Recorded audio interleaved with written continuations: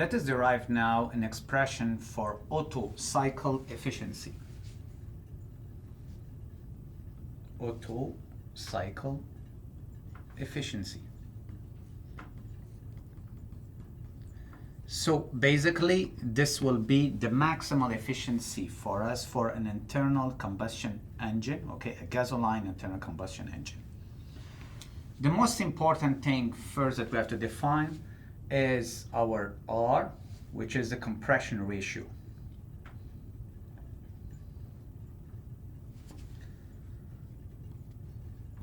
Our compression ratio is equal to V1 over V2.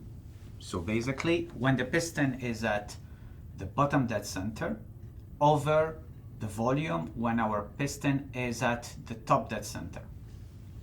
So what do we know? It's always the same thing. The definition of the thermal efficiency. The thermal efficiency is the work net over Qn.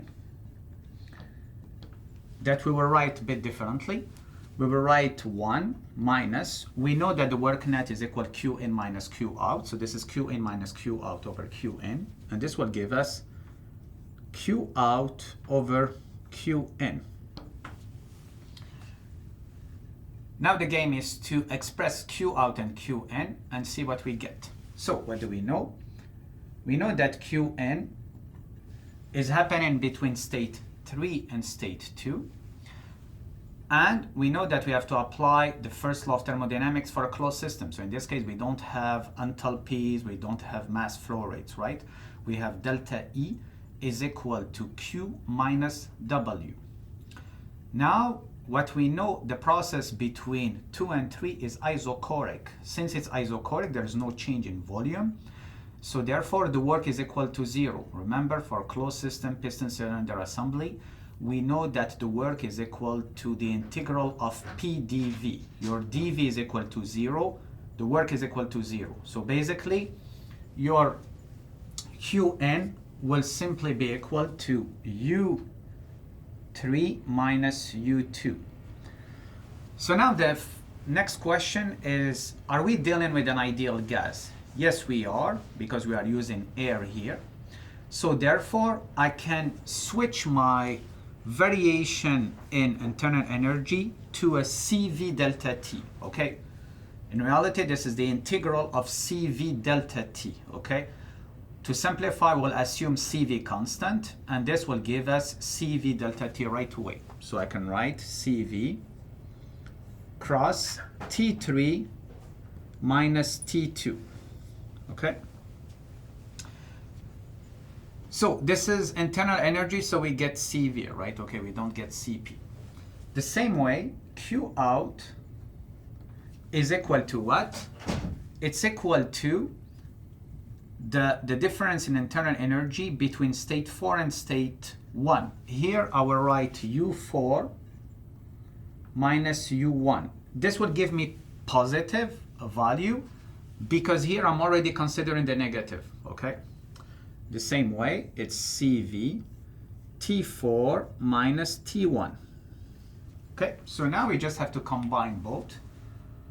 The thermal efficiency is equal to 1 minus CV cross T4 minus T1 over CV cross T3 minus T2. And therefore, I can get rid of CV, okay? I assume CV constant. And this will give me a thermal efficiency is equal to 1 minus T4 minus T1 over T3 minus T2, right? I can stop here if I want, okay? Because I already have an expression of the thermal efficiency for an Otto cycle. And here, it's a function of what? It's a function of T1, T2, T3, T4, okay? So basically what I have to do, I have simply to measure with, let's say, thermocouple, the temperature T1, T2, T3, T4, and therefore I plug my values here and it's done, okay?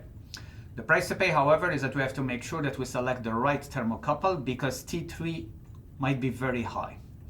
But let's try actually to continue and see what we get if we can further simplify this expression.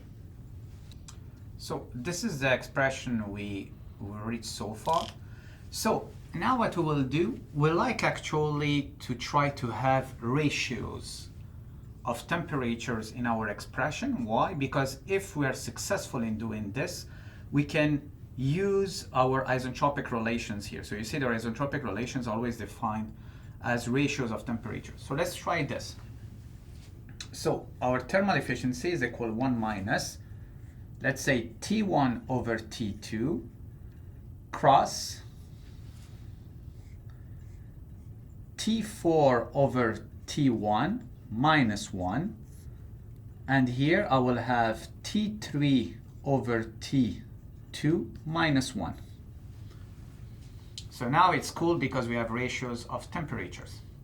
Now let's look at T4 over T1 and T3 over T2, okay?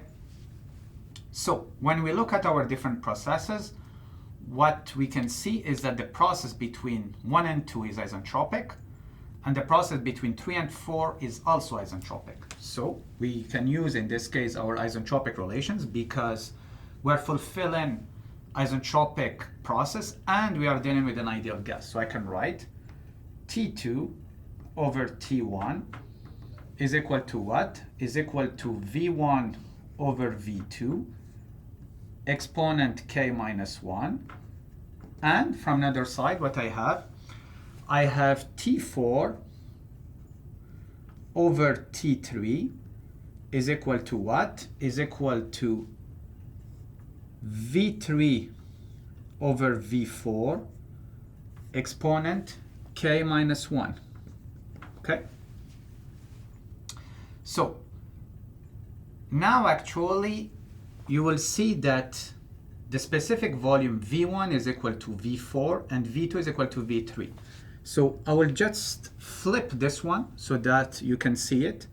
So this is equivalent to say that T3 over T4 is equal to V4 over V3 exponent K minus 1, okay? So, but what do we have in our ideal Otto cycle? We have that since heat addition and heat rejections are following an isochoric process, we have V1 is equal to V4 and V3 is equal to V2, which is interesting here because this means that this one, V1, is equal to V4 and V2 is equal to V3. This means that the ratios now of temperatures are equal. So what do we have? We have that T2 over T1 should be equal to T3 over T4. Now what we are trying to do, we are trying to get then the same ratios here. So we just bring T4 over T1, T4 over T1 should be equal to T3 over T2. And now this is cool because we have this, we can simplify this term, this one with this one. And this will lead us to a simplified expression, the thermal efficiency 1 minus T1 over T2.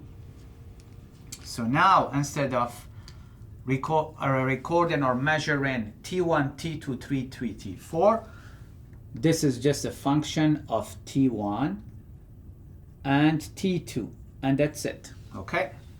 We can stop here. But there is an interesting thing here.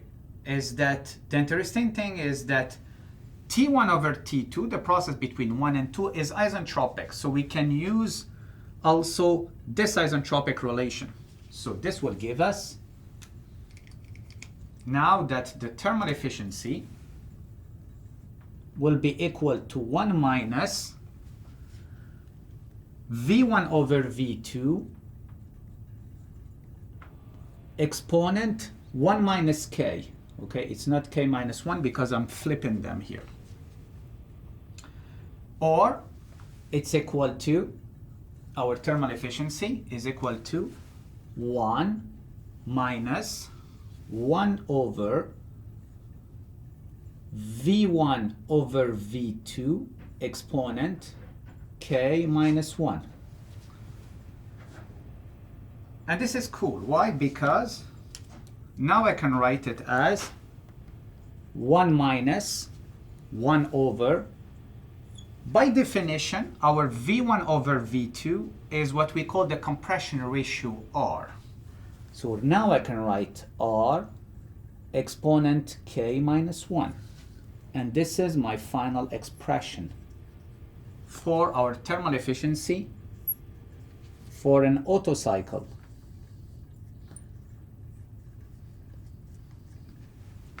And the beauty here is that this expression is a function of R, which is our compression ratio.